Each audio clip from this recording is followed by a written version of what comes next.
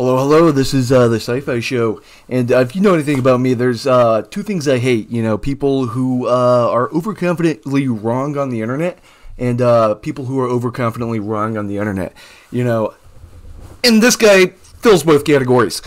This guy right here, this is a video about Age of Empires, right? Not really the most accurate show or video game when it comes to depicting people, but it does show English with the sword and the shield.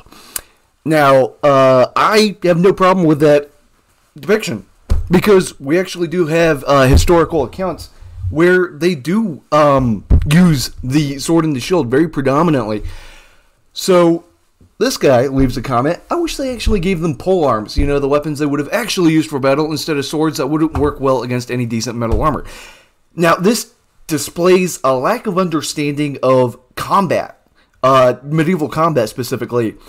Swords are actually very useful against metal armor. You use techniques such as the Mordhau, which can actually knock someone unconscious in full plate, and you can also use techniques such as the half sword, in which you half sword a sword directly into someone's eyeballs. So we see a bunch of other comments, and then I commented, "That's not true. English men-at-arms did use swords and shields. In fact, it's stated by contemporary historians, and I do cite a source later, that they trained with them more than they trained with longbows. The idea that swords are ineffective against armor is a myth. The English used swords quite effectively to pierce gaps in armor, as well as almost every other faction in the history of combat. You don't see any people that go into combat without swords, right? Even you go all the way back to the Greeks. The Greeks had swords. If you look at the Spartans, they had swords on their sides. The Romans had the gladius, the long swords, Zweihanders, arming swords, all these scimitars, all these different swords, katanas, that developed independently. I mean, even if you go to, like, say, South America, where there is, no reason for them to use metal because they have the much better obsidian when it comes to cutting things, you see that instead of just building spears and calling it a day, no, they develop these kind of bats that are studded with obsidian in order to cut people with. So the idea that the fact that everyone develops swords independently should be a kind of a clue that swords are actually really useful. So he replies with, "What a load of nonsense." And so maybe cite some sources and I'll take you seriously, I say. And then he says, "You didn't cite anything in the first place." And I said, "Okay, well, swords are everywhere in medieval Europe. Have you seen pictures of Swiss pikemen? What do you see on their hips? A sword. Short sword. Have you heard of the Battle of Arsuf? Does this quote sound familiar? There the king, the fierce, extraordinary king, cut down the Turks in every direction, and none could escape the force of his arm, for wherever he turned, brandishing his sword, he carved a wide path for himself, and as he advanced and gave repeated strokes with his sword, cutting them down like a reaper with his sickle, the rest, warned by the sight of the dying, gave him more ample space." Try reading The Usurpation of Richard III by the Italian scholar and diplomat Dominic Mancini, written after his visit to England in 1482 to 1483. You know nothing of medieval history, and don't you dare talk down on me again. These people, how are you going to come at me saying that swords are not useful against armor, when every single faction in the history of factions has developed swords? The idea that everyone just, "Oh, I'm going to make a really expensive, hard-to-craft metal implement," because swords are a lot more expensive than spears. There's a lot more metal involved. There's a lot more metal crafting involved. With a spear, it's just a bit of pig iron on a stick. That's a spear. But you have to actually put effort into a sword. You have to put multiple pieces of metal together, fuse them together. If you look at how European longswords are made, you might notice that A, they're differentially hardened, B, they're made out of special spring steel, very difficult to make. Why? Why all that effort if a spear is so much better? Common sense. And I said, "I know you won't read the text, I'll quote it for you. The range of their bows is no less than that of our arbalests. There hangs by the side of each a sword, no less long than ours." So the Italians use swords too, but thick and heavy as well. The sword is always accompanied by an iron shield. It is a particular delight of this race that on holidays their youth should fight up and down the streets, clashing on their shields with blunted swords or stout staves in place of swords. So they're training daily, fighting, or on holidays with swords and shields. How are they described as being equipped? Swords and shields. I wonder why Age of Empires gave them swords and shields. And he has no sources of his own. Fascinating. And then he said, why did you leave the line right after so convenient? When they are older, they go out in the field with bows and arrows. Now, he clipped the line himself, because that's not where the sentence ends. The actual sentence ends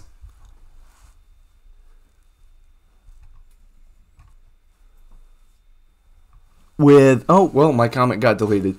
But the actual sentence ends with, even though women go out into the field and hunt with bows and arrows. He's talking about this as with hunting, with regards to hunting. Now, I'm not saying that English longbowmen didn't exist. I am saying that, by and large, right, the longbow was used as a weapon of hunting, right? If you look at even the Battle of Agincourt, right, how many arrows were fired? Close to 500,000, according to some sources, right? And even if we assume that every single kill at Agincourt was made by the arrow, right? 500,000 arrows for a few thousand men?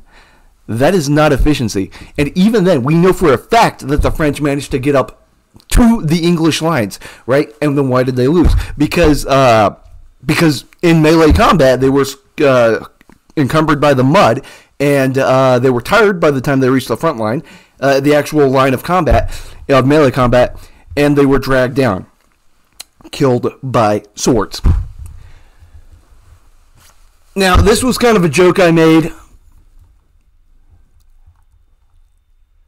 I'm not saying seriously that polearms are the worst anti-armor in the history of warfare.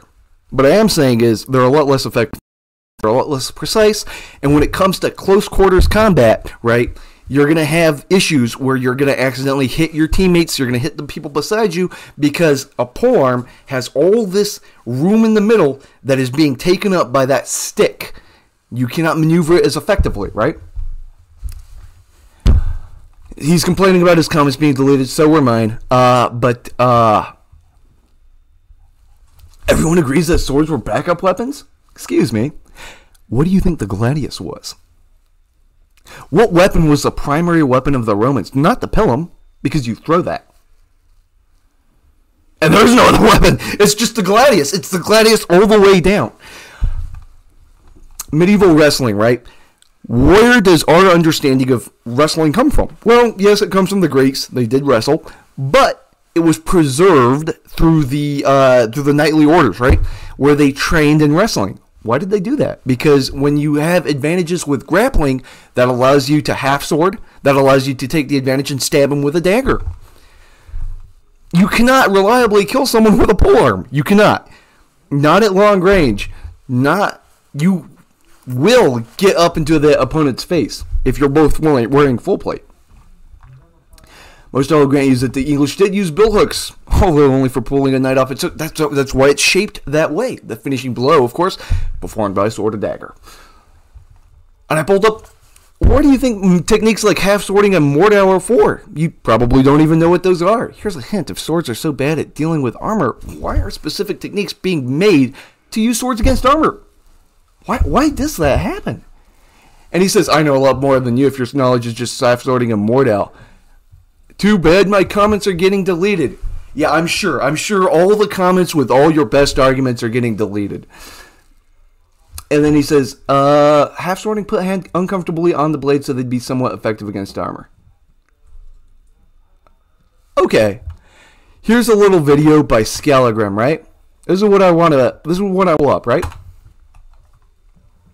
The so-called murder stroke, without having to worry, strongly, without an issue. Without an issue? Does that sound uncomfortable? No cuts. No problem. The other way is by wrapping all the fingers less comfortable. I can definitely feel the edge digging into my skin a little bit. But the crucial part here is you do not allow it to slide in your hand. If I make sure that I have a firm grip on this, I can bash the sucker.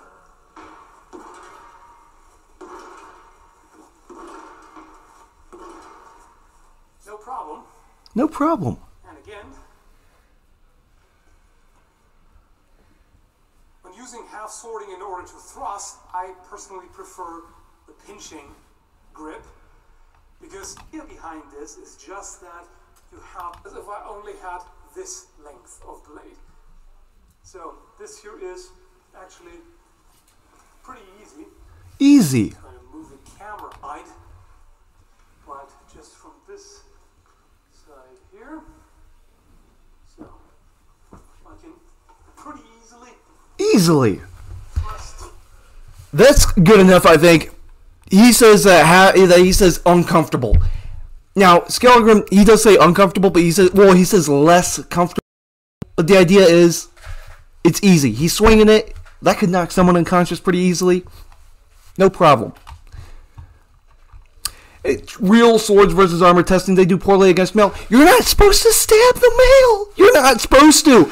You stab the face. That is the entire point.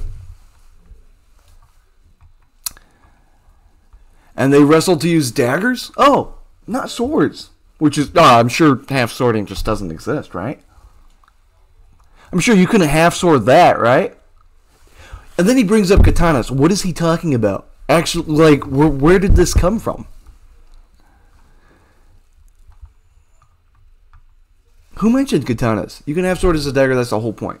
Uncomfortable, it's called gloves. Like, this is wonderful right here. But at the same time, I feel that they give me a little more grip, and I feel just a bit more comfortable, because I don't feel the edge digging into my hands when I hold it like this, and that just means that I'm just more motivated, so to speak, to give it a really good whack. Perfect. And final point, he hasn't responded yet. Hopefully he does. I would love to see his response. Why do you think Damascus steel was only used for swords? Surely such a precious material would be better served in a polearm, right? Unless, maybe polearms are just the worst weapon on the planet. And real soldiers only use swords. What a mystery. Now, I am being slightly sarcastic. I'm aware, yes, polearms are cheap. Great for common soldiery.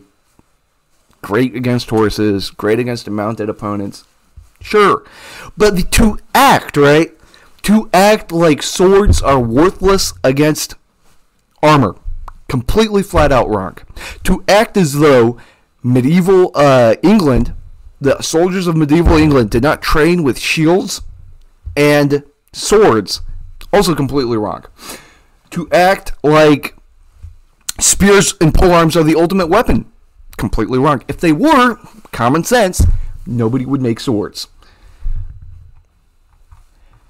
And a final thing I did want to point out, he did say that the metal shields that were mentioned, right? He said, oh, that must be a buckler. Now, I would love to point out to you, right? This is a Rodellero, which is, these are the kinds of bucklers that are being talked about. This is a buckler, right? That shield is a buckler. So the idea that, oh, metal shield just means tiny dueling buckler, not true. This has been a tiresome debate. These kinds of people are hard to talk to just because of how annoying they are. Just hard to interact with, and completely delusional. I strongly dislike these types of people because I don't what causes them to be so separated from reality. I don't understand the idea that you just I'm tired.